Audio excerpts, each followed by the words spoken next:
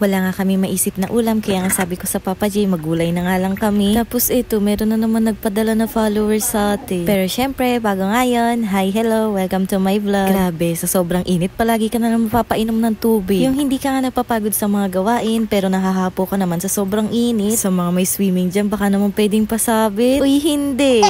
Pag ganitong mainit nga yung panahon, mas masarap talagang magkikilos kapag ka medyo paggabi na nga. Dahil ayan, caring-caring na maka-aura. Medyo madami nga itong hugasin ko ngayon dahil pinagkainan pa nga namin ito simula nga umagahan. Hindi ko rin kasi naasikaso bago nga kami umalis ng Ate Atina dahil nagmamadali nga rin kami. Ganun nga rin pag uwi namin, hindi ko nga rin naasikaso dahil syempre napapagod ang babae. Bawal magpahinga, ate.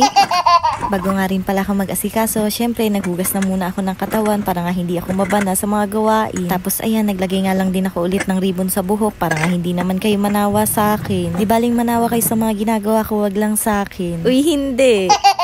O siya, ayan, pagtapos ko maghugas, nagpunas-punas nga muna ako dito sa paligid ng lababo. Sinabon ko na nga rin yung lababo. Dahil wala lang, pampahaba lang talaga ng video. Sakto naman pagtapos ko maginis dito sa lababo, dumating na nga rin ang Papa J. Kaya ito, wala na rin talagang pahingat, mag-aasikaso na rin kaagad ng hapunan. Nung makita ko nga itong mga gulay, naalala ko tuloy yung nahulog nga yung cellphone ko dahil ganito din sana yung i-content ko no. Kaya parang bumalik tuloy yung sakit. Uy, ang OA.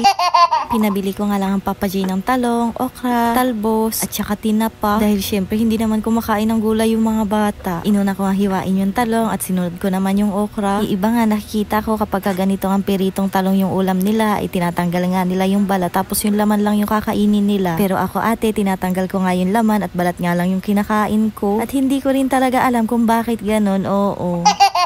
Pero wala namang nasasayang kapag ganito nga yung ulam namin dahil yung laman sa Papa J at yung balat sa akin. Sa okra naman, hindi nga ako kumakain ng laga, pero pag prito, yung medyo sunog-sunog na nga, nakakakain nga ako. Dahil syempre, yung pait na lang yung malalasahan mo dun. Yung sa talbos naman, piniprito ko nga din at natutunan ko nga lang yun sa biyanan ko. Tapos ayun, nagustuhan rin ng mga bata, kaya ito, kada nga magpiprito ako ng gulay, hindi nga nawawala yung talbos dahil yan lang din talaga yung kinakain nilang gulay. Habang nagluluto nga ako, hindi ko nga napansin na umistop pala yung video, kaya ito, talong yung sinalang ko pero okra na yung inahon ko. Tapos ayan, sinunod ko na nga isa lang yung talbos. Tapos nung medyo paluto na rin yung talbos, sinabay ko na rin yung mga tinapa. Alam nyo na, para tipid nga sa kuryente dahil kinakabahan na talaga ang babae sa magiging bill. Nung malapit na nga rin pala akong matapos magluto, nag-asikaso na nga rin ang Papa G ng lamesa. Kaya ayun, wala na din talagang nasayang na oras dahil kakain na din talaga agad. Pag ganito nga yung ulam, perfect yung sawsawan, yung alamang. Kaya ayun, sarap na naman ang kain ng babae. Inayos ko nga muna pala yung electric fan at tinapat ko na nga muna sa amin dahil mapapalaban talaga kami sa kainan, oo. O siya, ayan, ready na ang lahat. Kaya tara na mga Mima, kukumain na po tayo. Thank you Lord sa blessing. O siya, ito na Mima, very fresh pa tong video na to kaysa sa akin. Kaninang tanghali nga lang ito at nung umaga pa nga lang, meron na nga nag-message sa akin na meron nga daw akong delivery from Avinson. Akala ko talaga wrong send lang, kaya nga hindi naniniwala ang babae hanggat hindi pa nadi-deliver yung item. Pero ito, ate, legit nga, meron talagang deliver ang babae. Hindi nga lang isa, kundi dalawa pa nga. At galing na naman to sa isang silent follower natin. Grabe na talaga yan siya. Palagi na lang pinapakilig ang babae. Nakita niya sigurong lapot-lapot ang babae sa video, kaya pinadalhan ako ng dalawang electric fan. Hala, hindi.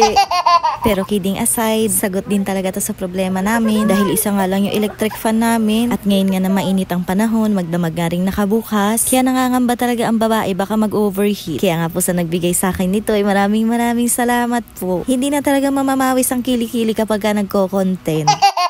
Oops, teka lang. Kapag may nakita kayong ad sa dulo ng video na to, baka naman pwede mag-yun ng skip. Wala akong 30 seconds yan, mga mi. Salamat!